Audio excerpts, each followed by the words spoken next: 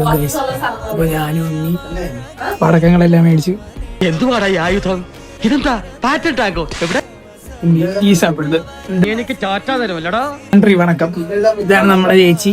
ഞാൻ ചാക്കോ കേറ്റി. അപ്പൊ ഇന്നോട്ട് വ്ളോഗില് വരും. ഞാൻ സഞ്ചി ഇറക്കി.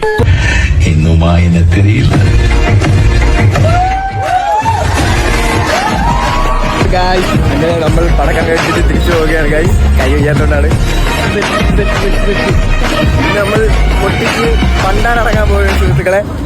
അപ്പൊ വീട്ടിൽ ചെന്നിട്ട് കാണാം. ബൈ.